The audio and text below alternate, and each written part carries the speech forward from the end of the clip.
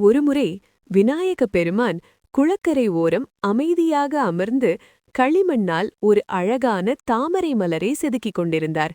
அந்த மலரின் இதழ்கள் ஒவ்வொன்றையும் மிக மென்மையாகவும் உயிர்ப்புடன் தத்ரூபமாகவும் அவர் உருவாக்கினார்.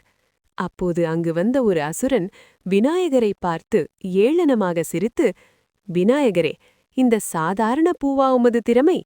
இதைவிட பிரம்மாண்டமான ஒன்றை என்னால் செய்ய முடியும். நாளை என்னுடன் போட்டிக்கு வருகிறீரா?" என்று கர்வத்துடன் சவால் விட்டான். விநாயகரோ எந்த கோபமும் இல்லாமல் அமைதியான புன்னகையுடன் அந்த சவாலை ஏற்றுக்கொண்டார். மறுநாள் போட்டி தொடங்கியது. அசுரன் தனது வலிமையை காட்ட ஒரு பெரிய ஈட்டியை செதுக்கி வைத்தான். அது மிரட்டலாகவும் இரத்த சிவப்பாகவும் தீப்பிழம்புகள் சூழவும் இருந்தது. "என்னை பார்த்தால் எல்லோரும் அஞ்ச வேண்டும்" என்று அவன் மார்தட்டிக் கொண்டான். பின்னர் விநாயகர் தாம் செதுக்கிய தாமரை மலரை காண்பிட்டார்.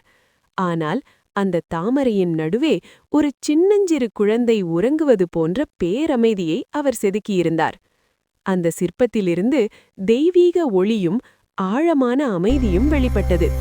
அசுரனின் ஆயுதம் பயத்தை ஏற்படுத்தியது. ஆனால் விநாயகரின் தாமரை அனைவரின் மனதிலும் அன்பையும் மகிழ்ச்சியையும் நிரப்பியது. அப்போதுதான் அசுரன் உணர்ந்தான், கர்வத்தால் எதையும் சாதிக்க முடியாது, அன்பும் அமைதியும்தான் உண்மையான வலிமை என்று. உடனே அவன் விநாயகரின் காலடியில் வீழ்ந்து தன் தவறை உணர்ந்து பணிவுடன் ஒப்புக்கொண்டான்.